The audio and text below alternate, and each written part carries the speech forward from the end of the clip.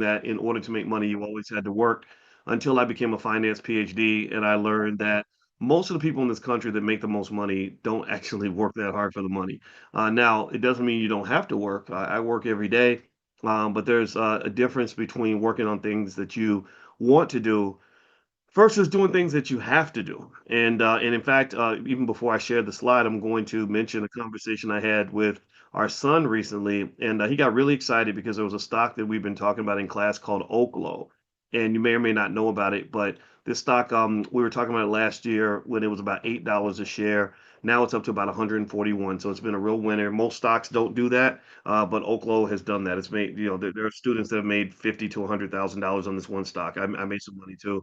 And one thing I told him, and this is something you may want to share with your kids, I said, we grow up believing that going to school is non-negotiable. That's essential. Also, we grow up believing that going to work is non-negotiable, that you have to go to work. But then when it comes to things like investing, we're trained to believe that that's optional, that, that's something for rich people. That's something you do if you have plenty of money. Um, and then most people can't do it. And I told him, I said, look, I said, going to school is going to get you a good education, no doubt about it. Everybody should go to school. I said, going to work in America will help you pay bills, and everybody's got to pay bills, and I understand that. I said, but if your goal is to become wealthy, where your wealth is actually paying your bills for you, then that is where investing is absolutely essential. You cannot go into this society, especially the way the world is changing. You cannot go into this society believing that that investing is negotiable or optional. That's a great way to end up in some really tough spots, right? And so before I move forward, I want to say thank you also to Yasmin. Yasmin's on our team, and she's in the chat letting people in as they ring the doorbell. And we're going to go ahead and get started right now. So I'm going to share my screen. And let's see where the good Lord takes us on this. All right. So give me 1 second here. Let me hit a button. My tech is a little bit weird. So here we go. Let's see here. All right. So there's the PowerPoint. All right. And so let's talk about how to make money without working and what this looks like. And I want you to, for a moment, just open your mind to the fact that there are so many different things out here economically in terms of opportunities and possibilities that maybe you weren't trained on or exposed to as a kid that can make a big difference for you. So, first question I want you to ask is, why are you here? Right. So, I'm willing to bet that a lot of you, because remember, you didn't have to sign up, you didn't have to show up. A lot of people don't show up for their lives, and then their lives don't change. So, the fact that you showed up for your life, I want to just congratulate you. Congratulate yourself as well. You should do that because you showed up and you're making an investment right now, believe it or not. You're not investing money, you're actually investing something more valuable than money. You're investing time, you're investing energy, you're investing attention. So that right there tells me you're already an investor. More specifically, you may want to learn how to use the power of stock options to generate passive streams of income. What is passive income? Well, passive income is different from active income, right? Passive income means that you make money in a passive fashion. You're not actually going to work for this money, and this is how most wealthy people make their money. You may also be here because you want to level up your life. You just which is great because that means you are an ambitious person. And as an ambitious person, I assume that your goal is to go to the next level, whatever that means for you. And I'm hoping I can help you in that process. Let's see. Third, you may be looking to invest in a way that's safe, affordable, and impactful for your family. Again, I was mentioning to you that investing is non-negotiable. And Yasmin, could you do me a favor? Make sure when people ring the are in the waiting room that we let them in. It looks like there are a few people looking to get in. I don't know if you're able to. Are you able to see them? Oh, you can't see them. It's no worries, no worries. I'll go and hit the button. All right. So you want to upgrade your lifestyle. You want to upgrade your family situation. Most of us are out working hard on behalf of some group of people, typically in many cases. You also want to leave a legacy of generational wealth. Nobody wants to be here, work 40 hours a week for 50 years, and then have nothing to show for it when you go to the next level. When you graduate to heaven, you want the people behind you to have a better life when you're done. Give me a yes if you agree with that. that it makes no sense to work 40, 50 years and then have nothing to show for it. How many of you agree with that basic idea? That's really important to understand. A lot of people don't care. A lot of people just say, hey, I'll be gone. What do I care? It won't matter. And that's not what we believe in. That's not what we do in the Black Business School. I believe that you do care and you should care, but it's up to you to decide if you agree with me or not. But let me know. Give me a yes in the chat if you agree that part of our job is to do well for those who are with us and those who are coming behind us. All right, now moving on. Let's see here. Okay, so the next thing is, sort of asking you another deep question. What are you looking to avoid? Well, there's a lot of generational curses financially. Let me know if you grew up seeing just some really ridiculous stuff happening financially for your family. Let me know if you give me a yes if you saw some stuff that you wish you hadn't seen. You went through some stuff that no human being should have to go through. Let me know. Give me a yes if you've had crazy things happen, like having your auntie put the light bill in your name when you were 3 years old, or somebody. I had a relative that used my social security number and got a credit card because she couldn't get one, and she confessed later, and it was because I loved her. I could get mad about it, but it's just some interesting things that happen that require some very strange sort of acrobatics financially speaking that we've got to kind of deal with that are unique to our experience. And there's ways to overcome that. In fact, my wife is a licensed therapist and a full professor of social work. And just this morning, she did a breakdown in our stock market class on financial trauma and how trauma affects your investing capability. I have a lot of students. We have hundreds of thousands of students in the Black Business School. I think we're up to about a quarter million, but we got about 3 or 4 million followers on different platforms and stuff. And one of the things we're finding in our research is that trauma freezes people. It makes you scared to make a move, right? Because you've had so many crazy things happen before. And so being able to heal from that is a really important aspect of investing. And that's what we did this morning for a few thousand students.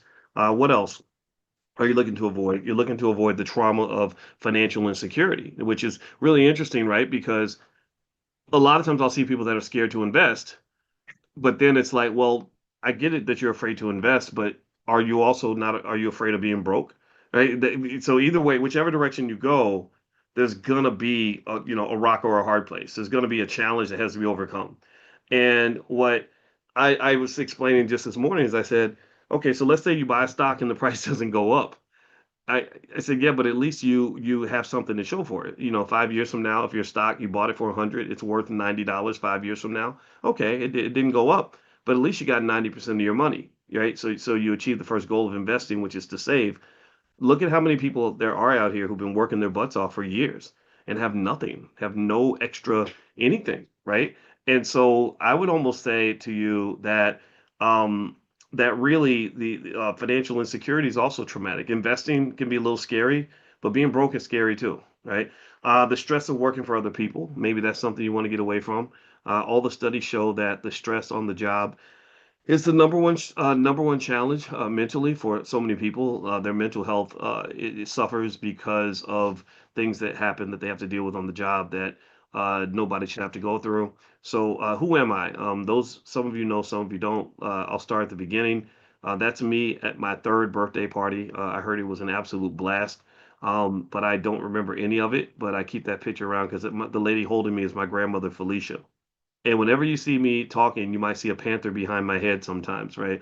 Like right now, the panther's behind my head, and that's my grandmother. Our panther in the Black Business School, her name is Felicia, and by naming the panther after my grandmother, I bring her with me wherever I go. And I think I need to find something for my mama too, because I need to bring my mama with me. But if I start talking too much about my mama, I'll start crying or something. Then everybody will make fun of me for being a punk. So anyway, with that said. Just a quick background. My mother was 17 when she gave birth to me. She got pregnant at 16, gave birth to me at 17.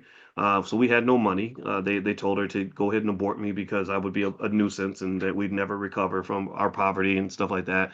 Thank goodness my mother was a religious woman and God told her to give birth to me, even though she didn't know how she was going to feed me, but we figured it out. We were a product of a lot of generational curses. I used to have this thing called a dream job.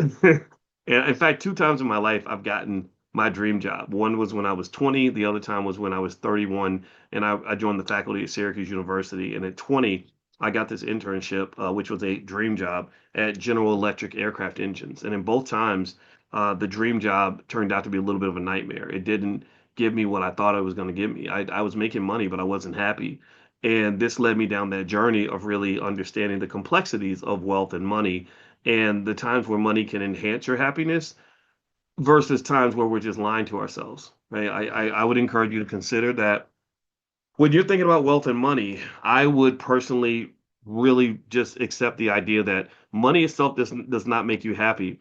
However, money can play a part in your happiness, right? So being broke isn't going to make you happy either, right? So a lot of people that think that money is terrible, they're wrong. But anybody who thinks money is everything, they're wrong too, right? Money can't buy happiness, but being broke can certainly buy you some unhappiness, right? So ultimately, I encourage you to consider a balanced approach to thinking about money and what that means for you. And everybody's different. Everybody's different. And so the psychology of money, the money mindset part, is a really important part of what we talk about in the Black Business School. That's why we have the best therapists and mental health experts that come in, because if you're not processing every part of who you are as you make money, then the money won't be a blessing. The money will be a curse. If you don't believe me, just look at how many entertainers and athletes get $100 million and waste it or do terrible things with that money. Also in school, I didn't do well in school, and I didn't realize until I got older that the reason I did poorly in school was not because I couldn't do the work. I guess I must have been relatively smart. Um, it was really because I didn't feel loved and I didn't feel supported in the school system. So a lot of you have sons that may be going through the same thing, and I would encourage you to really realize that love is a big part of the educational process. Kids tend to perform better for adults who care about them than they perform for adults who just see them as some sort of a nuisance or a problem. So when my teachers, when I have teachers from the suburbs who treated me like I was a prison inmate, it didn't make me want to go to school. It made me not want to perform and be my best, right? So that in hindsight, it took me 30 years to figure that out, but that's why I didn't do well in school, even though I had the ability. Also, learning what you're interested in is important too.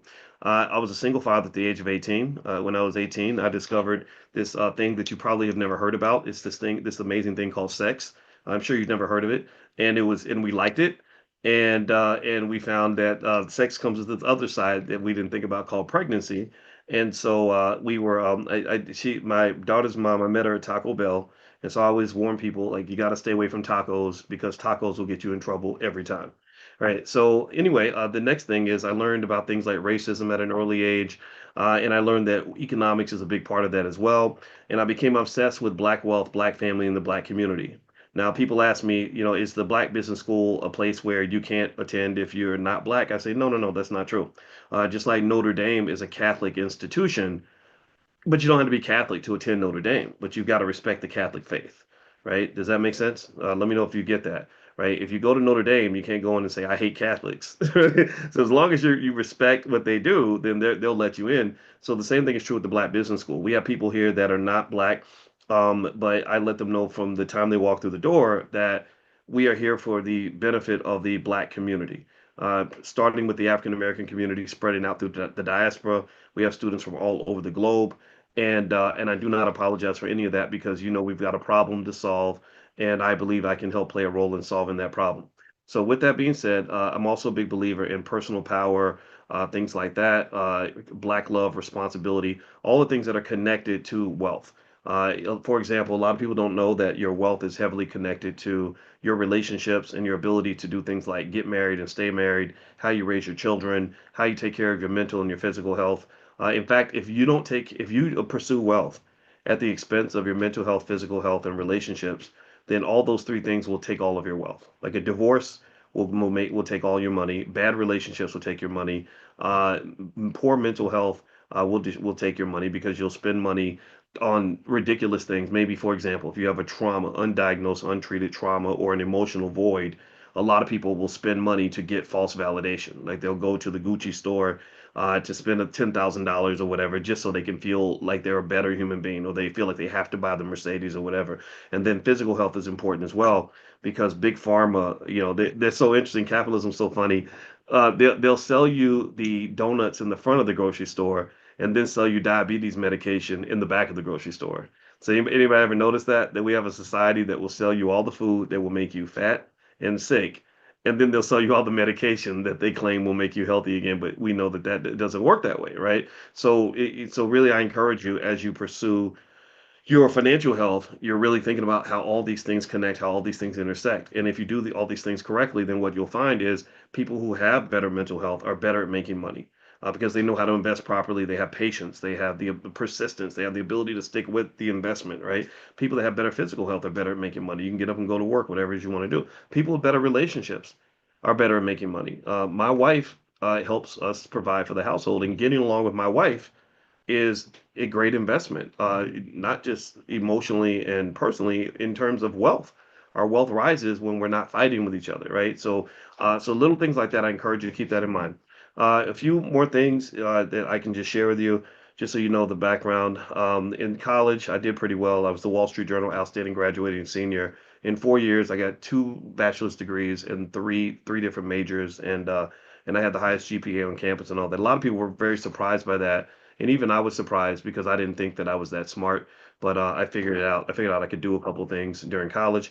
I went on to get a master's in mathematical statistics. I taught math at the University of Kentucky for a couple of years, and also I taught my first college class at Indiana University when I was about 22 years old, and also I went on to get a doctorate in finance. And I've taught at a few different universities: University of Kentucky, Indiana University, Syracuse University, the Ohio State University. I also taught in China, Africa, Europe, all kinds of places like that. Okay, and I wrote a few different books. My most well-known book is called The Ten Commandments of Black Economic Power. If you want to go to Amazon or drboycebooks.com, you can feel free to grab a copy of that.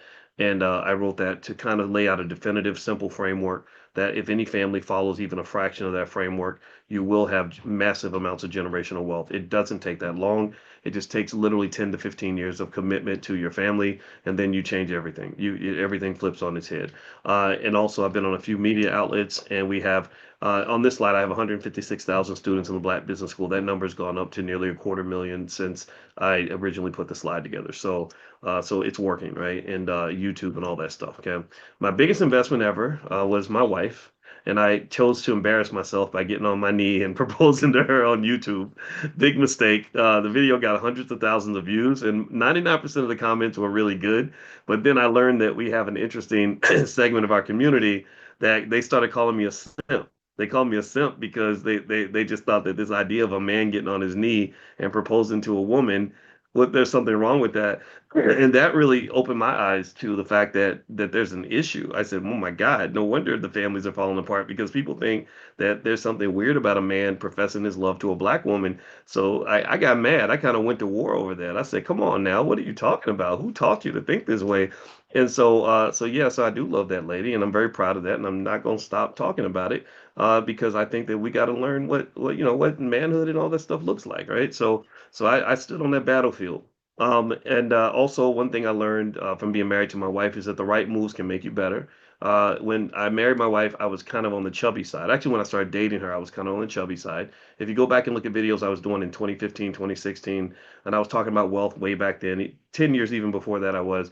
And I started just learning. Anybody notice that? Like after 40, you just gain weight for no reason? Anybody else go through that where like literally 15 pounds will just show up at your door and be like, "I'm here," right? Right? And you're like, "Where'd you come from? I didn't do nothing." And so it's kind of horrible, right? So she got me running marathons, and it made a big difference. So that's one little example of how the right investments can make a difference, right? So remember, when you think of investing, I don't want you to really think a lot about money all the time. Money is the thing that you invest the least. Most of your investments are in other scarce resources. That's what economics basically is. It's the allocation of scarce resources. So yeah, you invest money for sure, but you also invest your time, your energy, your attention, your love. All these things are commodities that are worth something to you. Mark Zuckerberg has made $200 billion by keeping your attention and getting people to sit and scroll on social media instead of improving their own lives. So don't ever think that things like attention don't have value. Think about where you invest your attention. That'll make a big difference. Now, I want to ask you all a quick question. Let me know if it's okay. If I rock it out and we level up your learning, is it okay if I spend 10 minutes offering you an opportunity to join us in class? Give me a yes in the comments. Let me know if that's okay. I always like to make sure I just let you guys know what's going to happen. We're trying to build a Black business school. We add tremendous value. Ask anybody who's doing stuff with us, they'll tell you. Let me know if that's okay. Okay. Thank you, Clifford and Candace and Will and Jessica. I appreciate you. So that's what we'll do. But I won't take much of your time. I'll make sure that you get value today. All right. So here, um, so let's start with a stock option. First question is, what is a stock option? Right. A lot of people don't know what a stock option is, but I'm gonna tell you. And you're gonna what's really interesting is what you'll find is that for most financial concepts, most complex financial ideas, these are ideas that you already know the answer to. You've already been exposed to these ideas. I just might help formalize it for you. So I'm really not introducing you to something new. What I'm doing is actually exposing you to something that you already know. So what I want to do is I'm going to turn this off for a second. A stock option, basically, let me ask you this. Give me a yes or no in the chat. How many of you know what it means to have options? Give me a yes in the chat if you know what it means to have options or not have options. Have you ever been in a situation where you didn't have options? Okay, and or maybe maybe you were dating. You're like, oh my gosh, I got a lot of options. Or you're about to go eat, and you're like, gosh, there's so many options, right? You get option anxiety because you got so many places you could choose from, right? So we know what options are. You know what an option is. An option is basically when you could do something if you want to, but if you don't want to do it, you don't have to. That's really all an option is. It just means like I don't have to commit to anything. I have the option to buy this car. I have the option to go on this date. I have this option to, if I get married, now that I'm married, I don't have the option to go on a date anymore unless I go with my wife, which is fine, right? So we know what options look like when they appear. And so with that said, if you want to understand stock options, go back to the definition of options. And by the way, Yasmin, I made you a co-host, so I think you should be able to let people in. Did you notice that? Okay, good. All right, perfect. All right, so basically, let's take the term option and let's apply it to stocks. Okay, so a stock option is it gives you the right to do something, but not the obligation. Well, what do you have the right to do?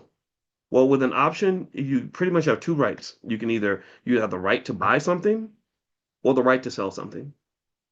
That's it. That's literally the universe of options. You either have the right to buy or the right to sell. Everything else, all the other complex strategies I could break down for you and complex methods, start with that as the foundation. Like almost like with a baby, again, not being political, but you think about a baby is either a boy or a girl. But then you can get into, well, what type of girl is it? Is it a girly girl or is it the girl that likes to play football? What kind of boy is it? Is it a really, is it a boy that likes science or a boy that likes math? Right? So there's different variations at that point. But it all starts with this, like, is it a boy or is it a girl? Right? Again, I know that that's a complex idea, right? I know the politics has shifted a little bit on that, but I want to make it simple. So really with stock options, you have what is called a call, which gives you the right to buy, and a put, which gives you the right to sell. I can put it in your hands, make you buy it, right? And so if you move on, one example might be with an option, I have the right to buy your stock between now and next Friday. Why is that valuable? Why is it valuable to have the option to buy something? Well, because things change. Sometimes you keep options open because things change.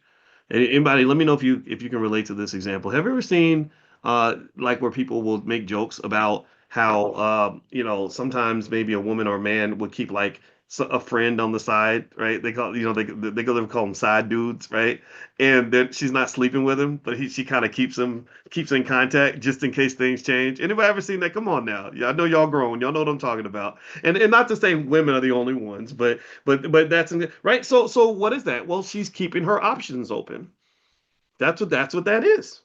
She's saying, look, I may not do anything, but hey, things might change. And one day it's like, well, how are you? How's your boyfriend? Oh, I don't know, things aren't working out. And so the guy's like, oh, okay, so I'm up, I might be up next, right? So whatever, right? So literally, the same thing is true with a stock option. I have the right to buy an asset. Right? I've acquired this right, right? Like to give a more financial example, in Hollywood, let's say that you're a writer and you go to Tyler Perry and you say, I have this script I'd like for you to use. Well, one thing that Tyler Perry might do is he might say, look, I don't want to buy your script, but I want to buy an option to buy your script.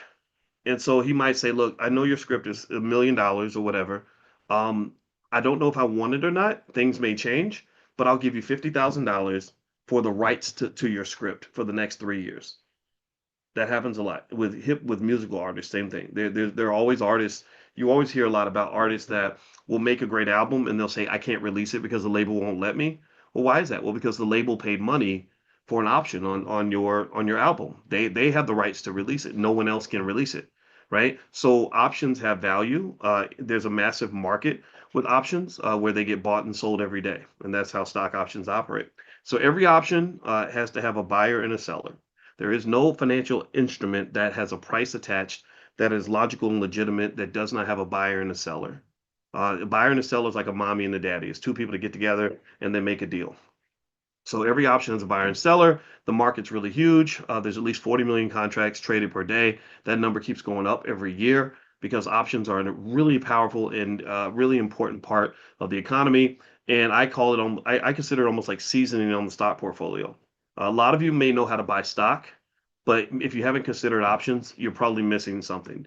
You're gonna have sort of a plain vanilla portfolio situation where you buy a stock, you hold it, and you wait, and you hope you can sell it for more later. Options give you more flexibility. The options give you options in terms of what you might do in the meantime in order to make money. I have students that make, like, literally, if I was to add up the amount of money they make per year doing this, it would definitely be in the millions. Okay. So those who buy options don't usually make money, though. This is the thing that people don't talk about.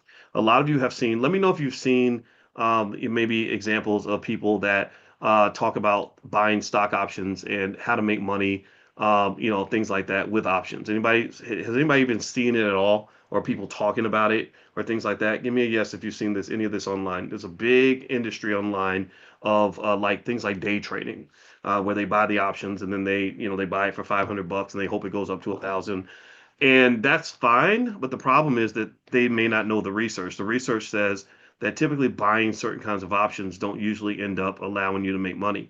They're kind of gambling in some cases. They're buying it for 500, hoping that it turns into 1,000. A lot of times it doesn't, so they lose money. I actually focus on the selling of options. And the reason that the selling side is more interesting to me is because my bias is I tend to be on the more conservative side. I don't want to go and risk my family's money, but I do like ideas that can generate consistent income. So if you think about it, it's like having a store where you're selling sneakers and people are buying sneakers. So the buyer gives their money to the seller collects money and gives the product to the buyer.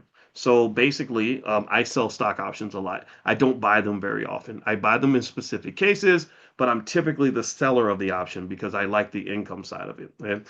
So moving on, those who typically buy options don't make money. Typically, the person buying the option is looking for risk. The other person that's selling the option is usually looking to offload risk and sell that risk to another party. So I don't want you taking more risk. I want you to actually consider selling the risk. In fact, you can think of it like the gambler in the house, right? If you go to a casino, you're basically buying an option if you make a bet. So you bet at the roulette wheel, you give them money, they give you, what are they giving you back? Think about this. I want you to process this for a minute. If I go to the casino and I pull out $100 and put it on the table, are they giving me nothing or are they giving me something? Answer in the chat. What do you think? Because I mean, you may not even see something being handed to you. Like, what did you get? What did you buy? Were you making a donation? No, they were giving you something. What were they giving you? They were giving you this thing called probability. They were giving you this thing called chance. Or another way, finance people, they might call this risk. They were giving you this thing that gives you that adrenaline rush of like maybe my number is going to come in, right? So the casino is selling you risk. You're buying the risk because you're hoping that you can flip that $100 into $200 or whatever. And so if you look at the relationship between the gambler and the house, answer in the chat, who always wins between the gambler and the house? Who wins between the gambler and the house? The gambler or the house? The house always wins. The house always wins. They don't win, but they win after, having lots of transactions with lots of gamblers, right? So some gamblers leave Vegas and they actually make more money than they came with. The majority do not. The majority of the time, the house is going to win. So my goal is not to show you how to be the gambler. I want to convince you to consider being the house. The house collects income. The house reduces their risk. The house is able to profit by offering a service to the gambler. You're selling risk the same way you're selling potato chips, sneakers, or whatever it is that you're selling. Now, unfortunately, in Vegas, they're really kind of like dope dealers because what they're actually selling is dopamine rushes. That's where gambling addictions and things like that come from. Which, side note, the worst way to, or the quickest way to destroy your wealth is form a gambling addiction, and that's a big problem that we're going to have in America. Just give it a couple of years, and they'll start talking about it. All right. So moving on. So with stock options, I don't buy them typically. I sell them to other people, and so the question is like, what are you selling? Well, imagine this. Here's where you get to the nitty gritty. So think of it a little bit like real estate. In order for me to be a landlord, what do I have to own? What do I have to have? If people are giving me rent money, what do I have to own in order to make that happen? Put it in the chat. I've got to own property. I've got to own an asset, right? And the more property I own, the more rent money I can charge. I can help you get a place to live because I own the property and you're looking for a place to stay. Okay, so stock options in a way are kind of the same way. It's you collect rent, but you own this asset, you have this stock, and a lot of you may own stock, maybe some of you don't. It's very easy to get started owning stock. I can show you how to do that. Um, and you're sitting there with this stock, and you're like, gosh, I'm waiting for it to go up, but then you just sit here waiting. Sometimes you got to wait for years. Sometimes it doesn't even go up. Sometimes it actually starts going down. So the big question to ask is like, well, what do I do while I'm waiting? Like, because in the meantime, maybe you've got bills to pay, you've got vacations you want to take, you got things you want to do. Baby needs a new pair of shoes, that kind of thing. Well, in the meantime, what makes stock options so beautiful is that you can take that stock you own and you can literally rent the risk, sell the risk. You can sell those options while you're waiting for the stock to go up. And this isn't just something I teach, this is something I do. This is what my wife and I do with the money that we have and the stock that we own. And I love it. But also, it was something I remember learning in grad school extensively because when you do a PhD, you got to learn all the deep mathematics behind stuff. It's a whole different experience. But I remember when I learned it, even back then, I never actually thought to apply it. And then it wasn't until years later that I was like, yeah, actually, oh, that is a great way to make money. Let me try that. And I can tell you that I now can proudly say that we have lots of students in our Prime program. drboyceprime.com is the URL. In case you decide to dip out early and go take a look, it's drboyceprime.com. We have dozens of students that are quitting their jobs that literally are making more money, six figures, literally doing this every year because they have these stocks and they're like, oh, I'm going to sell options on my stock while I wait for the stock to go up. Okay. So anyway, so let's look at a concrete example. Let's say you have a stock where the price is $80, and this is getting into more of the weeds and the details.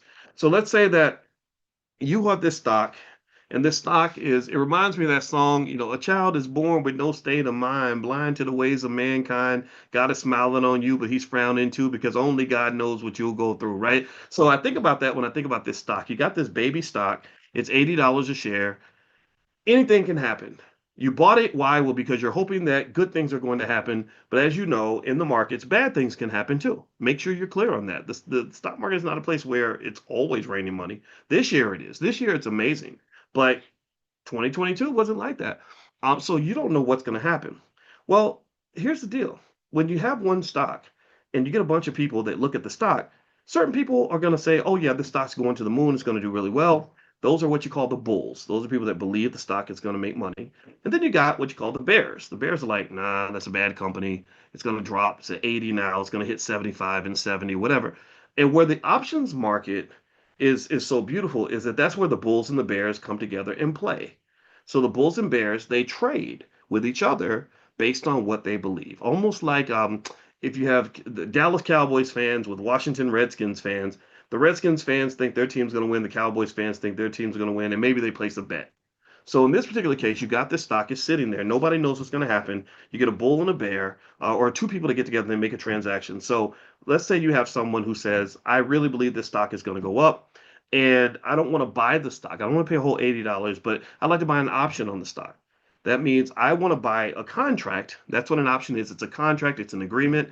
You never meet the person. It all goes through a clearinghouse. You don't have to sign a real contract or anything like that. But basically, you're making a deal with someone that you'll never meet that says, look, if this stock goes to 82, I will sell it to you for 82. So I'm the owner of the stock. I need income. I want to pay a light bill. I want to buy a car, pay my car note, whatever, right? So what I might do is I'm sitting on these shares of stock.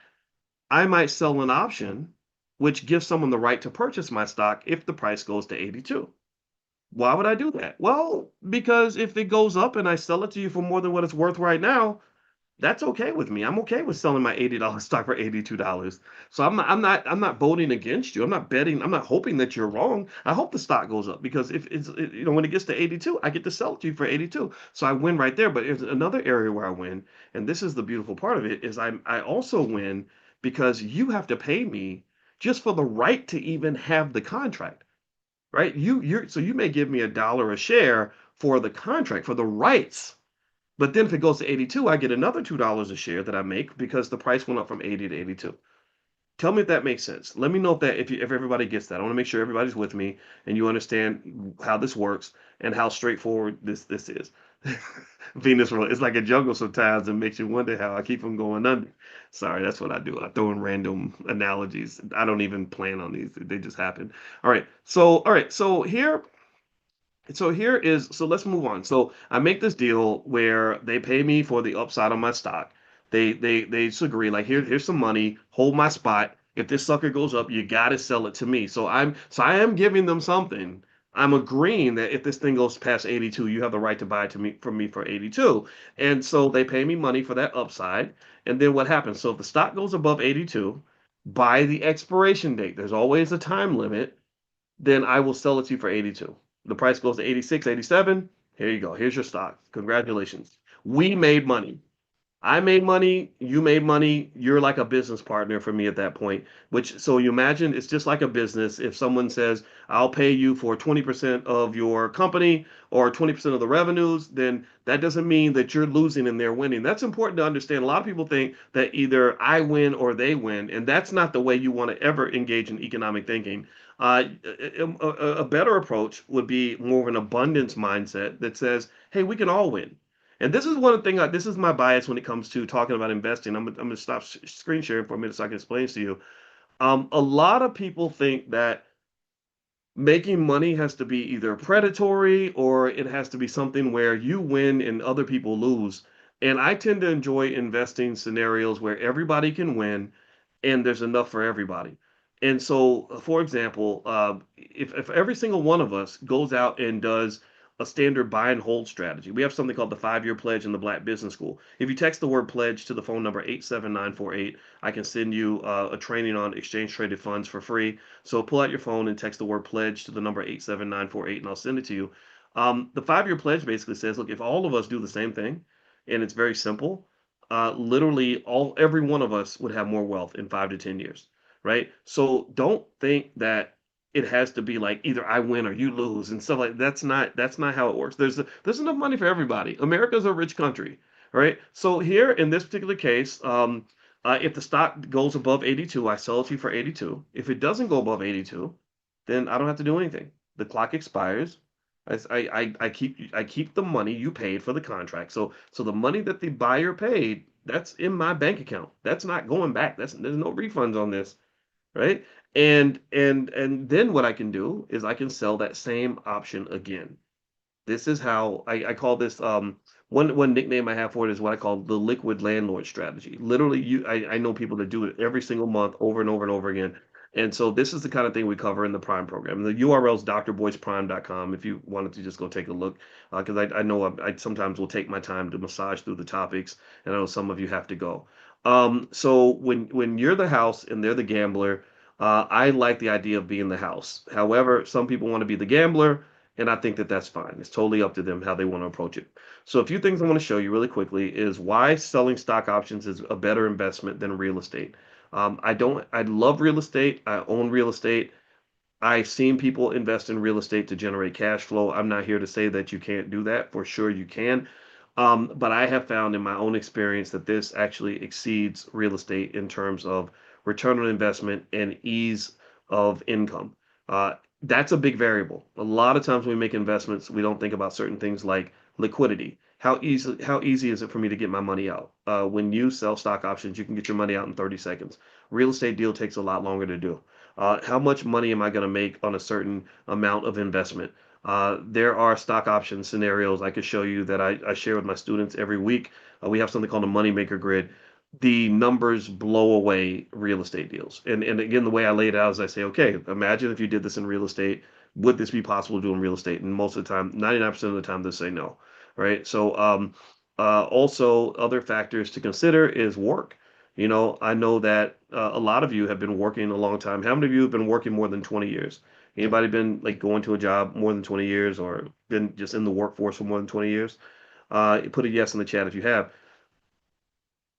After you get about 45, I find that you get tired of working all the time. Even if you're successful and you start realizing like there's things more important than just having a good job and getting a promotion, like, I don't know, spending time with your kids or maybe going to the gym or being with your spouse or spending time with your parents before they get old. Those things start to matter more than just going out and making more money. And I did for many years. My number one goal was to be successful as a person because I wanted to make my mama proud, and I did that. I think I got there. I probably did most of that by about 35 years old, and then I kept busting my butt. Then I got about 45 to 50, and I was like, man, this is not fun anymore. I don't want to work all the time. And so I like this a lot because it's a great way to make money literally without working. I make my stock options money while I'm laying in bed with my wife. I don't have to call anybody. I don't have to go anywhere. I don't have to do anything. Right. And now it's not super easy, right? You have to acquire stock to do this, right? Just like to be a landlord, you got to own property to rent it. But there's a path to that, right? And I personally think this is the most efficient direct path to income that I've ever seen, right? So I'm going to talk about why selling stock options is better than real estate, in my opinion, why selling stock options is easier than running a business, and also why selling stock options is better than just owning stock. I think owning stock is essential, but what I found in my research is that people don't just need wealth; they need income as well. So income and wealth have a partnership. So let me show you one of my real estate adventures. So this is the house we bought in Atlanta. We bought it in during the pandemic when the real estate market was on fire, and we love the house. My wife and I, the way we buy stuff is we'll just see something like our car. We did the same thing with our car. We'll just be shopping around, looking around, and then we'll see something, and we'll both look at it and say, "This is it. This is it." Right? So we did this with this house. We saw the house and we loved it, and we bought it, and we I wanted to rent it out, and it was one of my first adventures in real estate. I had some real estate before, but this is the first time we actually sought out a tenant and rented out and all this other stuff. And then maybe about a month into that journey, I got this picture sent to me where literally because there was a bill that we forgot to pay with the sump pump or something, or the electricity, the sump pump overflowed, and suddenly there's all this water damage, and that's mold. And if you know anything about mold, it's really hard to get rid of. And then also we had a neighbor where the water got into the neighbor's house, so we had to pay not just to overhaul our whole bathroom, which I think that probably cost me about $7,000 to $10,000, something like that. I had to pay for the neighbor as well. And so that really, and what happens there is, if you're collecting like 3,500 a month in rent, um, and you pay $10,000 out for one repair, that can really set you back. Anybody ever gone through that? Anybody own real estate ever seen something like that, right? So that was one of those things that made me say, maybe this isn't the best way to make money because I would also think about some of the liability. Like I'd say, oh gosh, okay, what if the carbon monoxide detector isn't working and somebody dies in that house? We could lose everything, right? Just stuff like that would go through my head and would keep me up at night.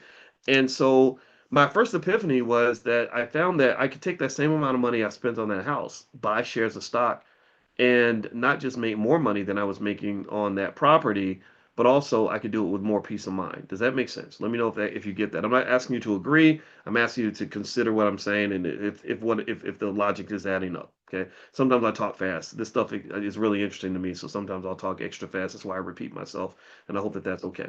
All right. So my annual ROI on real estate, when I did the calculation, was let's say 10% a year, something like that, not including things like busted toilets and stuff like that. My annual ROI on stock options was much higher. It's about 60%, right? So my income cash flow kind of scenario was so much better. And so I just found that that stock options were just a far better way to make money than owning property. And I say this carefully because I know a lot of you love real estate, and I do too. I own property. I still do. Real estate's great for diversification. I don't consider it to be the best option for generating cash flow. Okay. So moving on. Uh, Starting a business. Okay. A lot of us, once we graduate, first we start off with the essentials, right? Go to school and get a good job. Then we get a little bit older for a lot of us, and we have somebody say, well, you should have your own business. And I believe in business ownership. I think that's really important. But there's obstacles that starting a business can be risky as well. In my community, our community, for a lot of us, and if you're not black, that's okay. We love you too. In our community, there's an 80% failure rate for black-owned businesses. And the thing is, it'd be one thing if it was an on-off switch, like you flipped a coin and you found out if you were going to succeed or fail on the first day. But typically, the failure occurs after years and years of 10, 12-hour days, thousands and thousands of dollars that you put into building this dream, lots of energy that you put behind this business. Now, I'm not here to say you shouldn't have a business. I'm here to encourage you to really think carefully about the best allocation of resources and capital and the best ways to make money. And so, one of the things about business is I love the freedom. The freedom's awesome. I didn't have to work for anybody. That was great. And I still run a business. I love running a business for sure. And I've made money. I've made a few $1 million over the course of my life. It's been fun. But the thing was, I started to just get so fatigued. I was like, man, I'm working all the time. And it really just messes with your mental health. You get exhausted. There's another stressor, and then maybe you get in your 40s or 50s, and something weird happens, high blood pressure or whatever, and you just realize you can't do that forever, right? And so what that led me to reflect on is that sometimes what we think is the dream really isn't the full dream. Maybe it's the dream for the stage that you're at, but there's a dream beyond the dream. And I'll give you an example. I know people that are like attorneys, really successful lawyers, and they have really big like hourly rates, like $400 an hour, right? And they'll work like 50 hours a week. So they're making $20,000 a week because they've got so many clients that want to work with them. That seems like a dream. But then when you start looking at the fine print of their life, you start seeing little cracks in the foundation of their life. You start seeing problems that come up, like working so much that you're in the hospital because you had a heart attack, or you can't take you're eating Cheetos at your desk because you're working so much and you end up becoming overweight, or maybe you find out your wife is sleeping with the pool boy because you're not giving her enough attention, or maybe your kids are out acting crazy because they don't feel like they have a mother or a father or whatever. So really, that led me to really talk to you guys more about making sure you understand that trade-off, and just understanding that just because you're not investing money, that doesn't mean you're not making an investment, right? So if I start a business, um, even if I don't put a nickel into that business, I'm putting probably $1 million worth of labor into that business. Where does that math come from? Let's say that your time is worth $50 an hour and you're working on that business of, let's say, just 40 hours a week. Most entrepreneurs will do 60, 70, 80 hours a week. 40 hours a week, $50 an hour. What is that? $2,000 a week, $2,000 a week times 50 weeks. That's $100,000 a year. So you're investing $100,000 a year in that business, not including the actual money that you have to pay, right? Not including the other things, the stress and stuff like that. And so the question, in my view, is when you're looking to start a business, what's the safest way to do it, where you reduce the risk for yourself, so you're not dealing with that 80% failure rate for most black-owned businesses, and also what's the quickest way for you to actually generate cash flow? So the beauty of stock options to me is that I can say this, and I say this very humbly, but it's accurate, it's true. I wouldn't say if it wasn't true.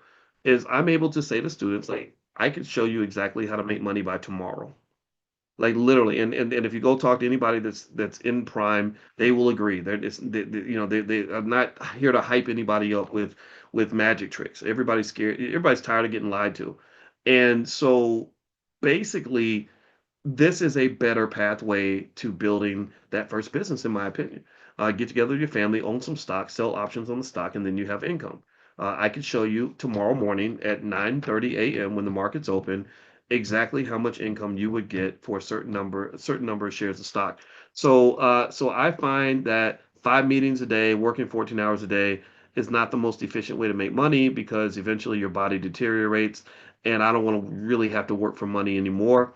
And so the second epiphany is that passive income is much more enjoyable than active income. So to me, the American dream is not it's not just a good education.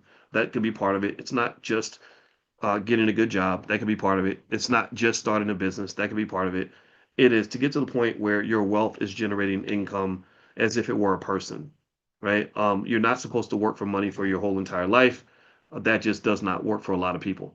You don't believe me? Just look around. There's a retirement crisis brewing in America right now. Millions of Americans are not ready for retirement, and they're going to be working until they're 80 years old, 85 years old, right? So next, third piece. I'm a big advocate for stock market participation. My whole dissertation was written on the stock market, and so I know a lot of stuff about the history of the market, how it works, the dynamics, where the money's located, all that stuff. And so I would argue that every single person should not just own stock for themselves, but you should buy it regularly, consistently. The same way, if you whatever you spend on, say, fast food or your car note, things like that, I encourage you to put that same amount of money into your future, into your family's financial security. And in addition to that, we're asking our students to invest for their kids. I believe every newborn baby should own stock on the day that they're born, and that there should be somebody that's buying stock for them on a regular basis from the time they're born. If you do that from the time a baby's born, if you buy them, if you took the same amount of money that we spend on our car note, the average car note in America is $500 a month. If you were to buy that child $500 worth of stock every month, like if you loved your child as much as you love your car, which I know everybody does, then by the time that child is 25 years old, they've got hundreds of thousands of dollars in the bank. Now, give me a yes or no. Would you agree with me if I said a 25-year-old with $250,000 in the bank isn't forced to go to work unless they want to? Give me a yes or no if you would agree with that. Would you agree that a 25-year-old with $250,000 in the bank is better off than the overwhelming majority of other people their age? Give me a yes or no if you agree that a 25-year-old with $250,000 in the bank is going to have less financial stress and anxiety than other people their age. Look at most young people. They are suffering. They are going through hell right now, right? And this is a problem that's easily solved. But the thing is that it requires like a shift in thinking. It requires us to stop listening to the people that want you to come to work every day and the politicians that want to manipulate you, and start listening to people that can explain these mathematics to you. Like this does not, I do not have to have a doctorate to break this down for you. What my doctorate allows me to do is to sift through all the complicated stuff to say, just do this one thing. It changes everything. Right? That to me is what's fun is when we can find simple solutions to complex problems. So owning stock is really essential. I'm a big advocate for that. But one of the problems that I found after working with like thousands and thousands of people is that sometimes you don't have the ability to wait 5 years to make money, or 3 years, right? And so a lot of times, my students, they would sell their stock early because you got a bill to pay, or you want to get that car or whatever. And I'm all for that, right? So stock options allows you to take the stock that you own and to generate income from that stock while you wait for the big payday of long-term investing. So stock market participation, stock ownership is the number one key to wealth in America. Every research study shows this. It's very hard to build wealth in America if you don't invest in the stock market. That's a fact. Also, you have to typically wait until the price goes up. Sometimes we ain't got time to wait. And also, the other problem is if the market goes south, then you kind of feel slammed. You feel kind of sad because the value of your assets going down. You haven't lost money yet, though. You don't lose money until you give up, until you quit. You don't lose money until you sell. So what can happen, and I've seen it happen a million times, is you can buy the stock at 100, it drops to 75, you feel like, oh my God, I lost money, and then it goes up to 150 or $200, right? But you have to wait till the story ends in order to know how the story is going to end. Do you understand what I mean? And a lot of times we'll give up in the first quarter of the basketball game and not wait to see what's actually going to happen. That's why I love working with bringing my wife into class because she's a therapist and she's also a trauma expert. So she's able to help us understand how our trauma and our fear can cause us to become track stars and run away from good opportunities because we're going through a tough spot, right? And that's not just true for stock market investing. It's true for a lot of things, business relationships, marriage, things like that. A lot of these institutions fall apart because we have a bad month or a bad 6 months or a bad year, and then you give up on the next 20 or 30 years because you had a really bad 6 months, right? So anyway, with with stock, the other thing too is that it does the options allow you to have that other stream of cash flow, which can not just give you income to do things with. You can use it to fund your investments. So a lot of my students that have real estate deals that they're doing, they'll sell stock options to fund their real estate ventures. So this is something that you can do. So everything can kind of connect in a fun way, right? So here's the deal. Look, if you look at the market, historically, it's not always great. This is 2022. That year was really tough. The market went down. One benefit that the students that sold options had is if you think about that example I gave you earlier, the stock is 80. Someone buys the option to purchase it from you at 82, but the stock drops in price. That person doesn't get their money back. That's money that you get in income that protects you from some of those losses, right? And it allows you to treat your stock just like it's real estate and make income the entire time. So what I find is the third epiphany that I had with this is that a bird in the hand is, in my view, better than 10 birds in the bush, meaning that you don't have to actually sell your stocks to make income. You don't have to sort of hope that the stock is going to go up. You can actually take the potential that's there, the chance that it will go up, and you can sell that to someone else, right? So sometimes, depending on what kind of investor you are, you may say, look, I don't want to wait to get the 10 birds in the bush or the possibility of making all this extra money that'll happen if my stock doubles. Maybe you don't believe in fairy tales. Maybe you just say, look, just give me my money now, right? Or maybe sometimes you go back and forth. Sometimes you want to wait and see how it turns out. Sometimes you say, look, just give me my cut now and I'm okay, right? So there's lots of different ways you can do that. Options allow you the flexibility to decide what kind of investor you want to be, to decide what your needs are at that moment, and if you know what you're doing, it can be a great way to generate that extra income. And it allows you, it's like a time machine, honestly, because if you think about it, if I buy stock and I believe it's going to go up in 5 years, I got to wait 5 years to find out if it's going to go up. But if I sell the options on the stock, I can pick an expiration date. Every option has an expiration date. I could literally set my expiration date 2.5 years in the future and literally get money from the future to pay a bill right now. I think that's a really powerful tool to have. All right. So when you let others take the risk, what that does is that reduces your risk and allows you to still participate and fully benefit from everything that happens with your investing. All right. Whew. All right. So let me ask. I want to ask you. Give me a yes or no in the chat. You okay? So we talked about it earlier. You said that if I nailed it, if I gave you value, you'd let me make a quick offer to you. Did I do my job? Give me a yes in the chat if you learned something today, if you benefited from this conversation, if maybe this helped shift your perspective. Let me know. Give me a yes. Jessica, Valerie. Okay, great. William. Okay, thank you. I appreciate that. And that's my goal. My goal is to make sure, no matter how long you stay, that we can shift your thinking on some level. And then also, like I said, I'll give you the URL now so you don't even have to wait to the end. I know some of you may have to go, but I want to stay and answer questions and talk to you for a little while so we can hang out for a little bit.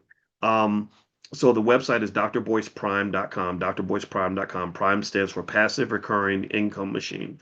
And ultimately, here's how it works. So it's a coaching program we have in the Black Business School, and it focuses primarily on two goals: income and consistency. How do you generate income with your stocks, and how do you make it consistent? Because investing always involves risk. Make sure you understand that. I like to ask you all to give me an acknowledgement in the chat, a yes, to help you to make sure we all understand investing involves risk. But everything is risky, right? If I have a job that I think is a secure job, even that's risky because they could take that job away. Lots of jobs were taken this year, right? So every move we make is going to have risk attached.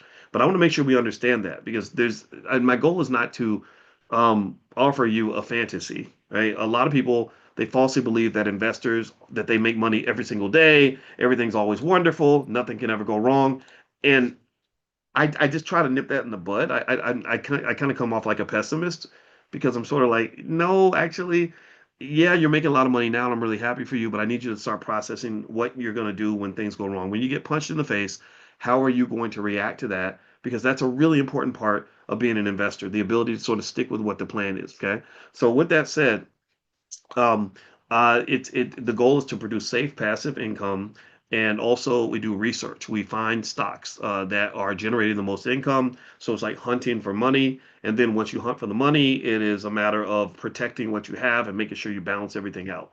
So, for example, I might pull out a stock like Oklo is a fun and infamous example for the students because they're really excited about that stock, and I show the students exactly what I'm doing with Oklo exactly, if I have 1,000 shares of Oklo, the options sell for let's say $4 a piece, and I say, look, if you have these 1,000 shares of Oklo, you can sell this option with this particular expiration date and this strike price, and you would get $4,000 cash put into your account. Those are the kinds of examples that we do. We call these fast cash action plans. And also we have something called the moneymaker grid, and the students love it, and that's where I kind of just let everyone know what I'm doing, but then again, I also make sure that you understand that I don't always get it right. So I say, look, if we make money, we're going to make money together. If we lose, we're going to lose money together. So just be ready for all of that. Okay. Fortunately, this year has been a great year, though. A lot of money was made. All right. So basically, we're going to really talk about time horizons, how to manage risk. And also something called the Dr. Boyce method. That's what we just named it because I hadn't seen it done anywhere else, and it allows you to generate income from your stock options using safe ways to add leverage to your portfolio and generate the income that you'd like to get. So let me give you an example of a real life case study of money that would be made by selling stock options. So there's a company called Coinbase. I've been an investor in Coinbase for a long time. They're very innovative. They're really big, not just on crypto, but also on AI's interaction with crypto. So I own a lot of Coinbase. So the stock price is 317 per share. And so at this time, I made the slide. If you were to look it up, you can look it up on your phone, and I show you in class how to do all these things. You can pick a strike price, what they call a strike price at 335. That is the price you agreed to sell your stock for, right, on that date. So what you're basically saying is you can sell a contract on the market that says, if my 317 stock goes past 335, you can buy it from me for 335. That's what you're doing. Let me know if that makes sense. Okay. Give me a yes if you're following this. Okay. So you go 1 month out, and it's like being a landlord, right? You're collecting kind of like your monthly rent. And if I had, say, 100 shares of this stock, that 100 shares would cost me $31,715. And I can even use something called margin, which means I don't have to put up the whole 31,000. Maybe it's 20,000, 22,000, something like that. But I own an asset, and I'm going to rent out that apartment, so to speak, right? And so you can think of it like a baby real estate deal, right? 31,000, you can't really buy property for $31,000, but in this case, you could invest a small that amount of money and do something like this. Okay. And so the premium per on this option per share would be $11.90, right? So what that means is that if I sell this option, it says week, it actually should say month. So I'm going to change that later. But basically, it's telling me the market will tell me this. It'll say, if you sell this option with this expiration date and agree to sell at this price, we'll give you $11.90 per share. So how much income would I receive? Well, I would get $11.90 a share times 100 shares, which would be $1,190. So it's that simple. Like I collect my money and then we wait and see what happens. If the stock is beyond 335, then they're going to come back and they're going to buy it from me for 335, which again is fine because I make even more money at that point. I make an extra whatever 335 minus 1750 or 317.50 is. I guess that's what $17, 17.85 per share, something like that. So I get another $1,785 on top of the 1190 that I got in the beginning. I get the first amount just for making the deal. The second amount is the amount I get if the stock moves up past what you call the strike price. So there we go. So here's the simple math. So if it goes past 335, I end up making $2,940. And my return on investment is very, very high. And if it doesn't go past 335, then I make 1,190 bucks.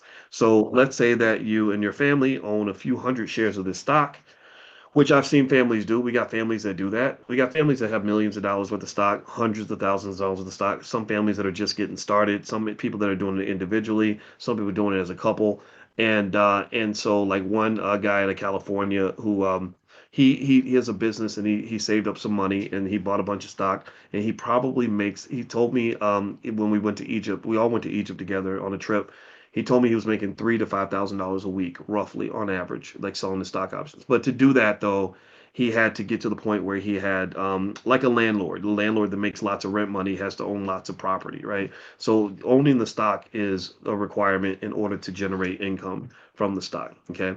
So here's what you get in the program. Here's what you get in Prime, drboyceprime.com. That's the URL. First, you get access to the biweekly coaching calls. So I meet with the students about once every 2 weeks, and we talk through stuff. They ask me a billion questions. I give a billion answers. I let them know what I'm doing with my portfolio, with my money. We talk about the market. I break down and assess and analyze stocks with them. Whatever they need from me, I just share that with them. And then I save every one of these calls. So literally, if you logged in right now today at drboyceprime.com, you could go back and look at stuff that we did in 2022. You can literally go back, like, so there's so much stuff. There's more than enough there. The big thing though is that if you log in or when you log in, whatever the case may be, don't try to go through everything because it's just too much to go through everything, right? So don't feel like you have to go through everything. This is not a class that's built like that. It's designed in such a way that I want to make sure you have everything you need. And not only do we allow you to share your membership with your family members, we actually encourage it. We have entire families doing this together. We have people that are talking to their whole church about this kind of thing. But the first goal is to have you see it in action so that you know that it's real. Once you see that it's real, you'll be like, oh, okay, so he wasn't just talking, like this is actually real stuff. And then at that point, if you're like a lot of the students, you'll get really excited about it. What else? There's also something called a Financial Juneteenth Investing Masterclass that I did. That was a weekend long event I did where I broke down the fundamentals of investing and stock market ownership, how stocks work, how to sort of analyze market dynamics. And I included that just as background backdrop for those that want to know more about stock market investing. You also have access to something called What Dr. Boyce is Buying, which is where I gather stocks every week that I like, stocks that either I bought or stocks that I would buy if I had more money to allocate. Sometimes I just invest all my money, and I'm like, gosh, if I had more, I'd buy that too. And I give that to the students about once every 1 to 2 weeks. Also, there's something, we have a family investment support group consultation with my wife, Dr. Alicia, which helps with the mental health side of investing. You probably shouldn't dig into investing without sort of learning how to process things, right? A lot of the mistakes that are made in investing come from people maybe freaking out and selling their stock too early, or believing the wrong things, or getting bad advice from people, or not diversifying properly. So we have a mental health specialist available just specifically for that, because when the market moves around, that volatility can drive us crazy. Risk can either be real or it can be just perceived. Like my mother-in-law, she's afraid of airplanes. And no matter how much, I got a student pilot's license, and I would try my best to show her statistics to help her understand how safe airplanes are. You have no idea how safe they are. It doesn't matter. In her mind, she sees the risk, and that's all there is to it. So basically, and it's fine to feel that way, but when it comes to you making your money and making the right investment moves, I want you to know the difference between what's real and what might be in your head, so you can make the right move at the right time. Okay, so that's what this is all about. Next, you have access to investment club trainings as well. Our goal is to convince every person that has family or friends or people that you love to have a protocol and a plan on how you can do this together. That makes it a great bonding experience.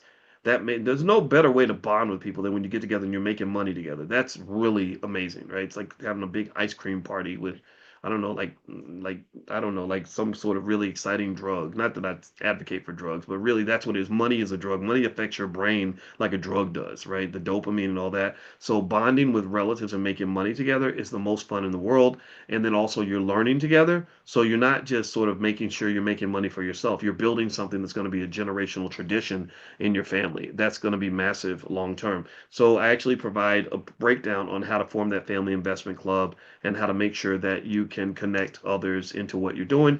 Also, there's something called Dr. Boyce Money Makers, which is our stock option selections that I put together. I call it the Money Maker Grid. The students get real excited when I release that. I put that out about once a month. And what else do you get? There's a lot of stuff. We've tried to include everything that you would need. I have a stock options training program. Basically, it's for beginners, so you can learn everything about options. In class, we focus on income and consistency because income is the problem that we're solving in that class. But then also, those of you that want to learn more about options in other contexts, that's available as well. And then also we have a really popular stock market investing program. You know, the stock market, that's my thing. That's what I wrote my dissertation on. And we've had that program for about a decade and people love it. And so you get free access to that as well. So if you want to be connected to a community of forward-thinking investors that are determined to break generational curses, that are determined to build wealth together, this, in my view, is one of the best communities out there. And it's not just a bunch of people getting together that are worshiping money.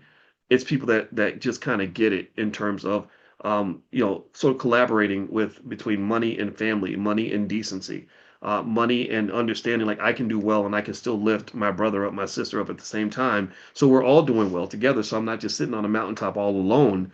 I am sitting on top of the mountain with everybody I love, and that's really what our goal is. In fact, every year when we have the All Black National Convention, the best compliment that we get, we've been doing this for a decade. Once a year, we all get together.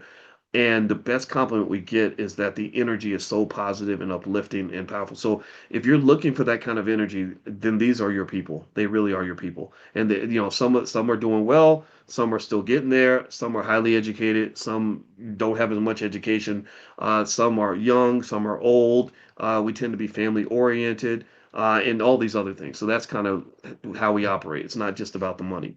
So if you were to add up the value of everything that is included in the programs, the trainings, curriculums, etc., that number would be $8,692 per year. If you want to compare it to some other things, when I used to be on the faculty at Syracuse University, the students pay $73,845 a year to learn from people like me. I think that the total cost is over $100,000 a year now, and so the investment to join the program is $29.99 a year. Okay, so that's the price point that you would pay if you joined under regular circumstances. So I want to ask you a question because I'm gonna give you a better price, obviously, but I want to ask you a question. Just be honest with me. Just say what you're thinking. So first off, let's drop that to $17.99 a year. drboyceprime.com is the website if you want to go take a look right now. And I want to ask you this question really quickly. Let's say that you did this and it made you an extra $50,000 a year.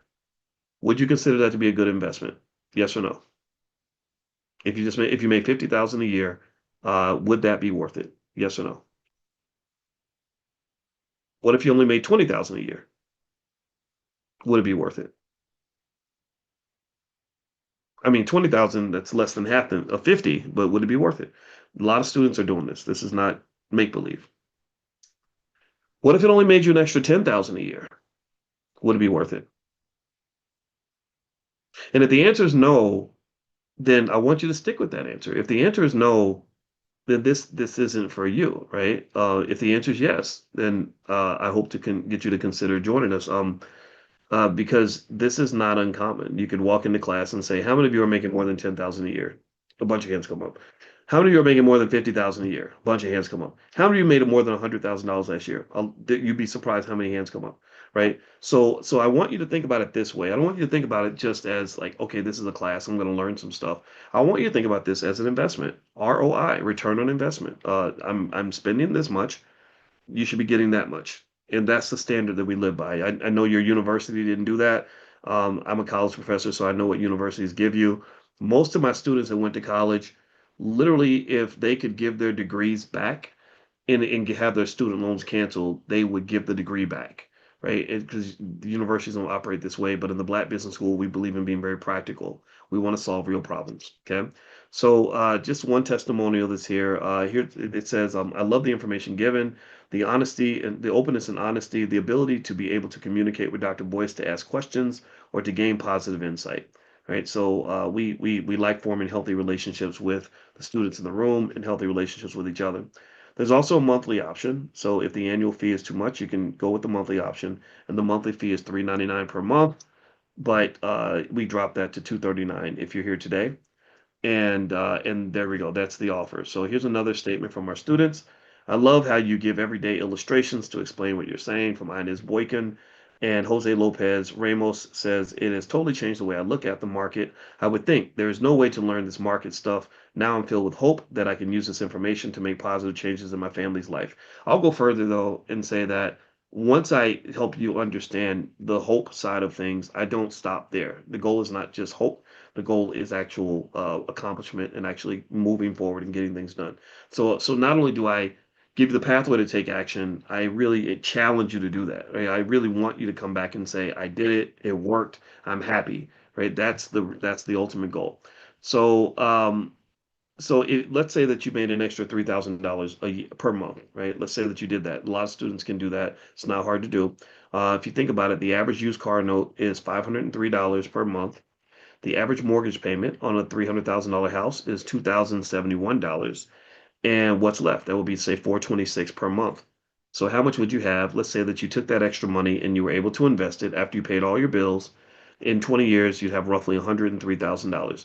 So what you'll find is that when you have that little bit of extra income, this is the point, right? I want you, sure, I want you to dream about the big numbers. You know, there's some people that make six figures doing this kind of thing, but I want you to start with the small stuff, right? Before you score a touchdown, move the ball like 5 yards down the field.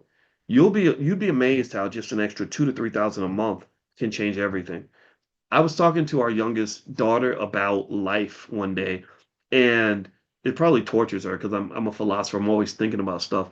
And I said, most people talk about things like freedom, and I don't really know if we really think about it enough. And I said, freedom for a lot of people just means like not having to go to work every day, right? When you go to work every day, you're kind of stuck. And I said, it's really what's really fascinating to me about that is when I think about how much pain people experience and stress people are under just from going to work in a place they don't want to be. I said, it's interesting because really, I think a lot of that could be avoided if we all solve what I call the $5,000 problem. And the $5,000 problem says if I can find some way to make $5,000 a month without having to leave the house, then I could quit my job. I don't have to go to work. Now, it doesn't mean 5,000 a month is going to make you rich at all. But how many of you would agree that if a person was able to make 5,000 a month, and let's say they had a partner that did the same thing, that maybe they wouldn't necessarily ball out of control, but they would have enough money to survive. They wouldn't have to go to work every day if they didn't want to, right? And so solving that $5,000 problem to me, that is the thing that I think we could do in terms of giving our kids the best gift in the world is. And so I had this conversation with her because she loves to dance. And what drives me crazy is that economic stress becomes such a dream killer for so many of us. And I would hear people say, well, being a professional dancer is unrealistic. And I was like, why would you say that? I said to her, I said, look, you can be a professional dancer. You just got to figure out how to make $5,000 a month. And truth be told, you're probably not going to make that money easily from dancing, but you can easily make that amount of money from investing. And then you can dance until your legs get tired, right? So really, I would encourage you when you're educating kids, and I don't know how many of you have kids and stuff like that, but don't focus on making it complicated. Help them solve the $5,000 problem. If they solve that problem, that changes everything. And a lot of times it just comes from being able to make a little extra money, and that extra money that you're looking for is in the stock market. It's everywhere. So here's the fast cash action bonus for those of you that sign up. If you're one of the first 10 to sign up annually with the annual membership, then you can sit with me in a small group in what I call a VIP coaching session. So if you go to drboyceprime.com right now and you sign up and then send an email to support@theblackbusinessschool.com, they will invite you to our small group VIP session so you can talk to me directly about what you're trying to do. I will answer your question. You can tell me about your portfolio. We can talk right through it. And the group is small. Typically, when we have class, there's a few hundred people there, so it's kind of hard to speak to every person. It's really impossible. But the small group sessions let us do that. So if you go to drboyceprime.com right now and you sign up on an annual membership and you're one of the first 10 today, then you can actually join our next VIP session. I'll make sure they include you. And also, on top of that, every year we have the All Black National Convention, which is pretty awesome. 3,000 people came last year, and we're really proud of it because it's independently funded by the Black Business School, and it's just a place of love and learning and connecting and everything else. And so you can get 2 VIP tickets to the next convention for free if you're in the first 10. So that's the fast cash or fast bonus that you can jump into right now if you'd like to participate. So drboyceprime.com is the URL. So the total value of all the bonuses is $19.97. And here's a recap of what you get really quickly. You get access to the biweekly coaching calls. You get access to the Financial Juneteenth Investing Masterclass. You get access to What Dr. Boyce is Buying, where I tell you all the stocks that I'm picking or that I love for that week. You get access to the monthly family investment support group with Dr. Alicia. You get access to the Investment Club training program. You get access to the Money Makers list, which we release about once a month. You get access to a stock options training program that's yours for life. You get access to our Black Money 102 class, which is our stock market investing program. So you got a couple of choices here. One is you could take no action. A lot of you said that you got value from this conversation. You can do nothing. I mean, you could literally just go and take what you know and work with it, and that's fine. The challenge with that is you got to remember, I've been doing this stuff for 30 years, right? And I've taught college students for most of that time. And it takes a while to really understand and internalize these things and see all the nuances. So, one benefit of being in the class is literally if you come to our next class, I can give you a strategy that will make you money the following day, right? So, if you let's say that it takes a while for you to internalize it and to get to where you want to get to, let's say you missed out on $1,000 a month. Well, you do that for 12 months, then that's $12,000, right? Or if it's 2,500 a month, you could have earned maybe because I shared something with you that allowed you to go down a rabbit hole to find some money making opportunities. Then that becomes $30,000 a year. If it's 2,500 a month, and so you could do it all by yourself if you want to, but you won't have the guidance, which is really important to avoid the risk. I have some interesting stories of mistakes I made when I was first doing this. They cost me a lot of money. They were very expensive mistakes, and I could break that all that down for you. Also, you won't get the action alerts. So regularly, I send students. They join a text list, and I send them alerts when I see something in terms of a money making opportunity. So we communicate regularly via text. Also, you won't be part of the collective. So there's a whole community around this. The Prime community is really powerful. The energy is very positive. A lot of people are doing well and making money. And if it's not working out, they're very helpful to each other in terms of supporting you in figuring out what you want to do next. All right. Also, if you're not in the group, then the direct coaching isn't there. So that's the up and the downside of it all, right? So it's totally fine to approach it that way, but it's not as easy. I'll just say that. I'd love to support you in that process, and the price is fair and stuff like that. So here's another comment from one of our students. Dr. Boyce is so thorough in his explanations. The example he gives are very clear and easy to understand. I highly recommend the courses because you will most definitely get your money's worth. Actually, you get more than your money's worth because he goes above and beyond in making sure that the students learn what they need in order to be successful. He's the best. So Letitia Parker, I sound like I'm bragging when I say this, but I actually haven't met Letitia, but she sent this in, and there's 1,000 more, where that came from. We're not here to just offer things that don't work. That would not be good. All right, and so one more thing to just kind of help to make you feel safe in making this decision. There's something we call the Dr. Boyce hassle-free refund guarantee, and that means that if you're not happy for any reason, in the first 30 days, just send an email to support@theblackbusinessschool.com, and you'll get a full refund. On top of that, not only will we give you a full refund, we'll give you a $1,000 course absolutely free. So not only would you get a refund, but you'd actually get free access to a $1,000 course just for trying it out, just for seeing how it works. And our goal is not in any way to ask you to invest in the Black Business School unless you see your life elevating in a positive way. So with that being said, it's all hassle free, and so if you want to take advantage of this opportunity, these are codes: annual offer and monthly offer. But actually, you don't have to use the codes.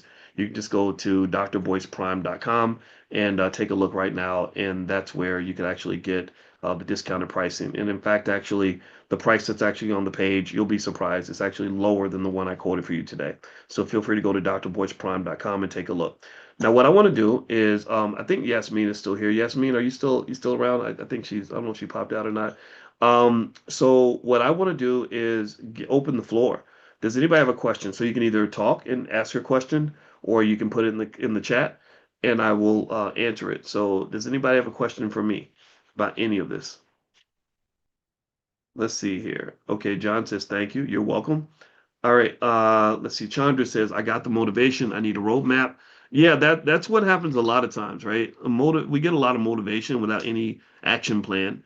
And then action plans require action.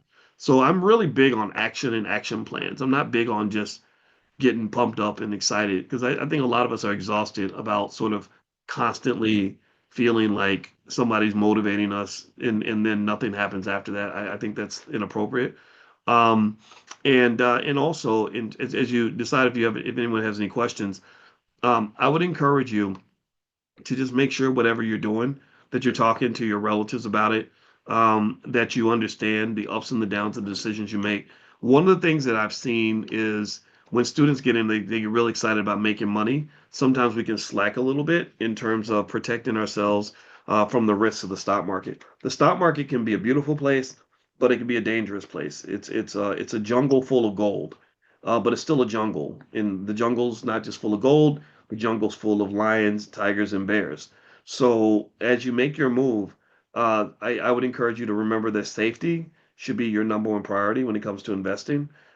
You don't want to just sort of dive in and think that everything's always going to go your way. And the biggest mistake that a lot of people make is I've seen a lot of people that make a little bit of money in the stock market and they become an overnight expert. And then the next thing you know, they're on the internet telling people I can show you how to invest. But here's the thing that people don't understand is when the market has a year like this, everybody looks like an expert. It literally, I mean, everybody looks like, I mean, you could literally randomly throw money in the market into a diversified portfolio and you're going to make money in this particular market. So, so don't trick yourself. Like, stay humble when you invest. I think that's really important to do. All right, so let's see. I see a couple questions. Um, let's see. Is the school live or all ran by computers? Well, we use computers obviously for sure, William, but we're live every day. We're doing stuff every single day. We have stuff in the mornings. We have real estate experts that come in constantly. We have therapists. We have probably 100 or more experts in different fields that we work with throughout the year. At the convention, I think we had 65 experts in different areas. And because I believe that we have the ability to have our own think tanks, and we should have that. We're big believers in things like Powernomics or Dr. Claude Anderson, stuff like that. Dervin says, I'm currently unemployed and I'm nursing a broken foot. I don't have any income coming in. What would you recommend I start with investing? I think, Dervin, it would depend on how much you've saved up to this point. If you don't have any wealth, if you don't have any income, that's one thing. But if you have no wealth, then that kind of makes it a little bit tougher as well. It's really hard to create something out of nothing, right? If you have no time and no resources, then you're gonna have to dig further to figure out like what resources do I have. So that's why I would tell you, the biggest problem I see with investing in wealth in our community isn't a lack of money. Or wasted money. Like people will talk a lot about like, oh, look at what people are spending the money on. It's not wasting money that's the crime. It's when you waste time because time is the driver of wealth, actually. For example, I can show you easily in 30 seconds how if you are, let's say you're 30 years old, and if your mom had bought you $200 worth of Apple stock every month since you were a baby, you'd have two or $300,000, probably more, actually, probably more like 400,000, $500,000. But instead, maybe $200 a month was spent on other stuff, right? People will spend on the cell phone bill or other things. And then what happens is you get up in a tough spot where, if in a way, if I'm kind of like a financial physician or a financial doctor, imagine you go to the doctor and you say to the doctor, I want to be perfectly healthy, but I've been smoking for 30 years. I've been eating junk food and I've never been to a gym before. It doesn't mean the doctor can't help you. The doctor can get you on the right path, but you have to kind of help them out and not force them to be a miracle worker, right? Like I cannot be a financial magician and make something out of nothing. But if you let's say you're a person that wants to learn, well, I can help you get on the path so that 5 years from now, 3 to 5 years from now, you'll be in a much better spot than you are right now. Or let's say that you're a person who's been a consistent investor in their 401k, like my wife did. My wife didn't know anything about investing, but all she did was she would just put money in her 401k consistently or every single month. Well, she has a capital base, like stocks that she can actually use to sell options on, right? That makes it a little bit easier. So I would say to you, wherever you are, and I'm not judging, or no one should feel bad at all, but really it's essential to have something happening that's building up that base. And if you don't have money right now, then you still have resources. You still have wealth. You're still wealthy. You just may not have any money. What do you have? Well, you got your free time. That's the time you can spend learning the things that you're going to do once you get the wealth and income you need. You've got your attention. What are you paying attention to when you get online? Are you taking in knowledge and information that'll benefit you or using it for something else? And then as you sort of apply those things in a certain way, your wealth slowly builds in the background. And then in say 5 or 10 years, you've got this capital base to work with, and you can really get to moving on the financial side. So one of the things we're doing in the Black Business School is the 5 year pledge. And the 5 year pledge says that for 5 years, I want you to treat your financial future like it's a bill. Think about when you think about how many people pay bills on time. Give me a yes in the chat if you pay bills on time.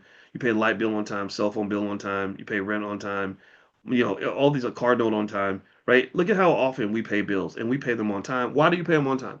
You pay them on time so you can have a high credit score, right? And that's good. That's important. But the interesting thing to me is that what you're doing when you're paying your bills on time, what you're creating is what is called an annuity.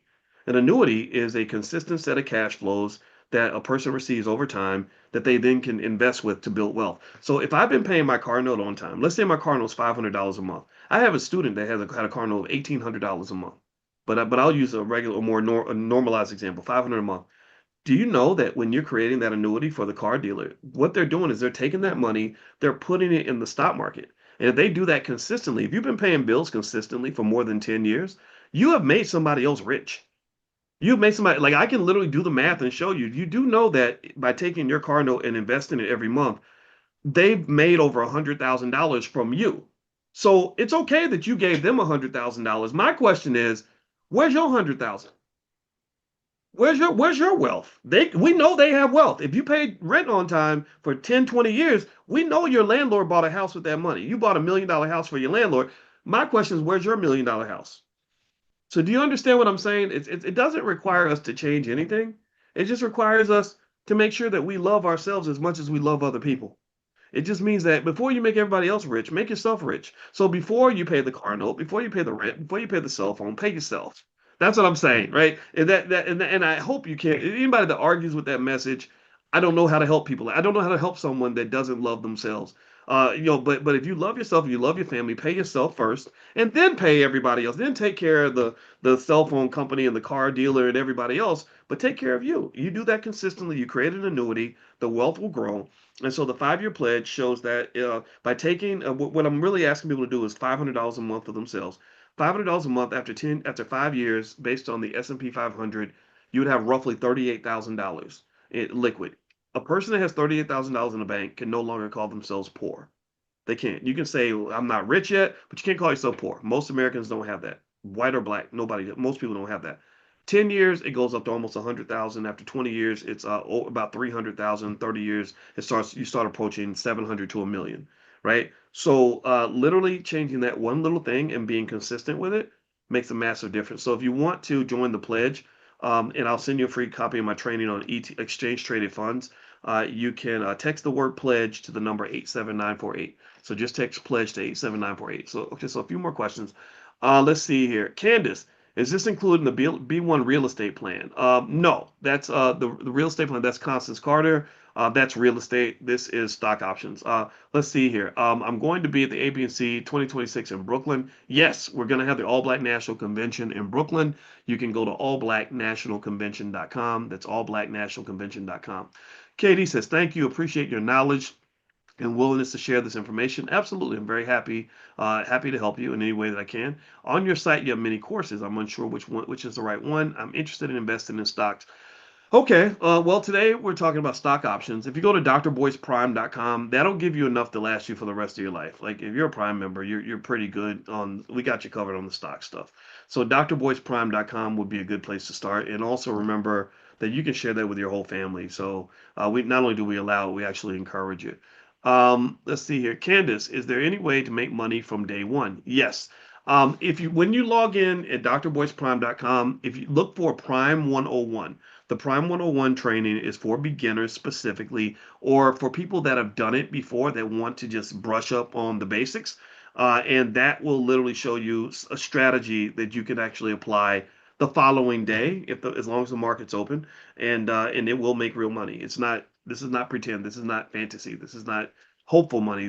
They really put that money in your account. It's kind of cool. Um, let's see here. I'm living paycheck to paycheck with lots of debt. How will spending more help? Um, let's see here. I would like to. How would I be able to use 401k investments for options? Yeah, you can. There's certain restrictions. Now, if you have a 401k, one thing that I've seen people do, not this is not investing advice, but I've seen people do this, where they will borrow against the assets that they own. That's they call that buy, borrow, and die. That's what wealthy people do. They don't necessarily sell things because when you sell assets, you got to pay more taxes.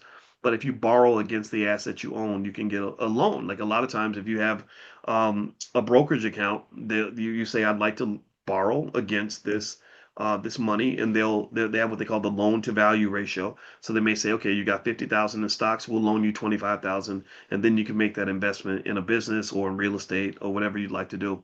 Let's see here. Great. Clifford says, great explanation, Dr. Watkins. Do the courses have monthly installments with a set down payment? Well, if you go to drboyceprime.com, there is the annual option and the monthly option. And I know we mentioned an annual rate of 17.99, but I think right now, actually, on that page, drboyceprime.com, it's 865 or something like that per year. So feel free to go take a look at that. Those are the two options that we have right now. Let's see here. Candace says, I'm doing the $5 a day plan and trying to work toward the 5-year pledge. Good. $5 a day. Start where you can. One thing I want to do, the reason that we had the session today with my wife come in to talk about financial anxiety and trauma is that we have found that a lot of times we we'll start investing, but we'll be afraid to move to do too much. And what I really am asking people to consider is I don't want. I'd hate the idea that we're very aggressive when it comes to paying bills, or we're very aggressive. Like if we want to go buy Beyonce tickets or get new shoes or go to or buy things at Christmas.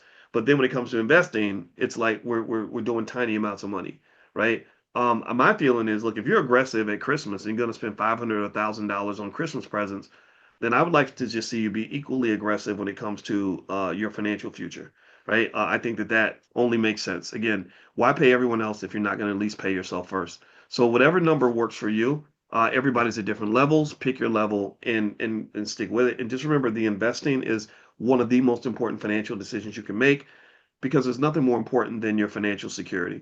All right, moving on. Justice. If I start with the monthly, can I upgrade to yearly by paying off the difference? You know what? Work with our team. Just talk to them. They're very flexible. They're very friendly people.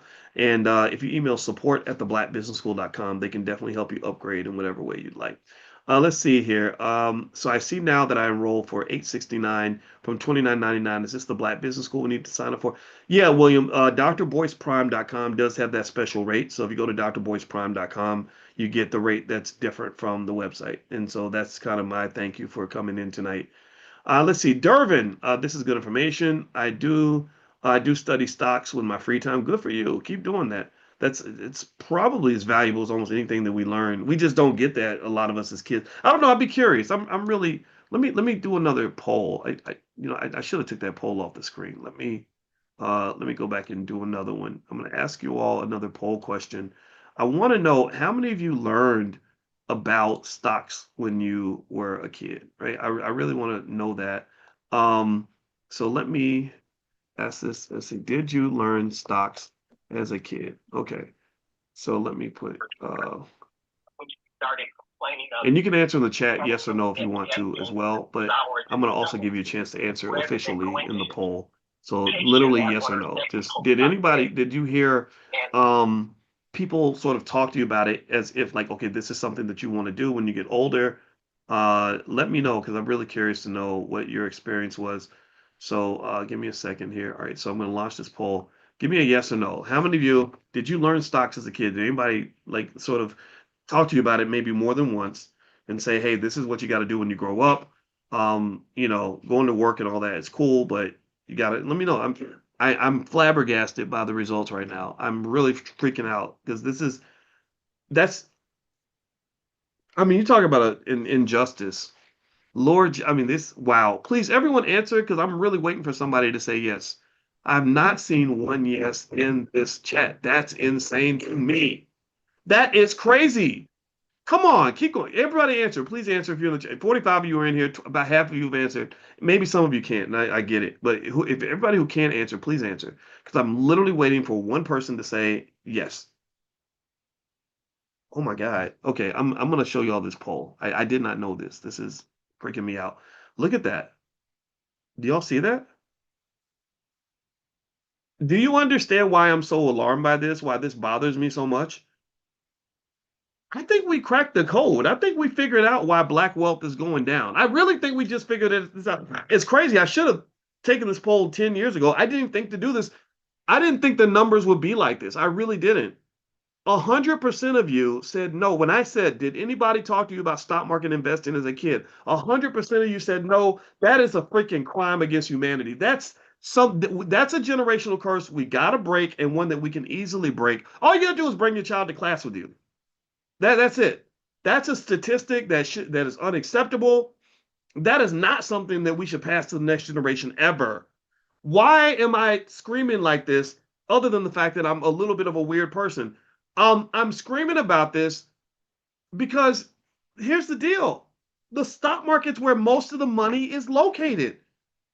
How is it that money is so important in our culture that we have rappers that rap about money, people that kill over money, go to prison over money, people sleeping with fat, ugly old men for money, and all these other things that are happening? Money, money, money, money, money. And we're not educated on any level about the place where most of the money is located. I mean, if you gotta love, I'm not here to tell you how much money should matter to you, but I'm gonna say if you like money, you should at least know where the money lives.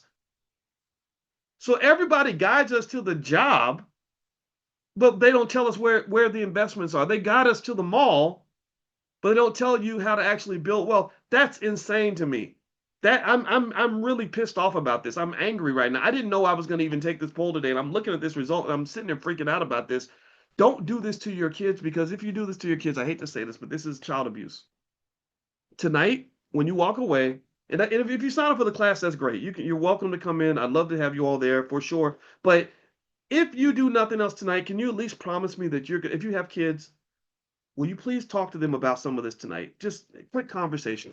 Oh yeah, something real simple. Hey, make sure that when you get older, put a percentage of your income in the stock market. Can we at least agree on that? And then we can finish up for today. This will be the last thing we do, because I don't want to over talk this, but I really want to ask you all if you can make this commitment for me tonight. Find somebody you love and just say, hey, I talked to this finance professor and he told me the stock market is the greatest wealth generator in the world. So I think it's really important that we participate in this. Give me a quick yes, and then I'm gonna let you go, because I'm literally getting too excited, and I'm 54. You can't be yelling and screaming like this, because your body might not be able to take it. All right. So oh my God, I gotta go. I'm gonna go talk to my wife about. I'm freaking out right now. I could not. I've never had a poll that I've taken that had 100% of the same response. That's insane to me. This is unacceptable.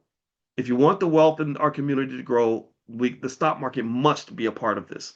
This is not optional. This is mandatory. All right. So I'm done. I'm going to finish up for tonight. Again, the website is drboyceprime.com. You guys will get more information from us later. We'll follow up with you. It was great to talk to you. It was an honor to engage with every single one of you, David and Sherwin and Justice. And thank you, Yasmin, for your help. I appreciate you as well. Wendy, Carrie, Stephanie, I see you, Lavisa. Is that right? Fabian, everybody that was here. It was so great to talk to you, and hopefully I'll get to see you again at some point. I hope that I was able to help you today. And so God bless you. Let's go build this wealth, and I look forward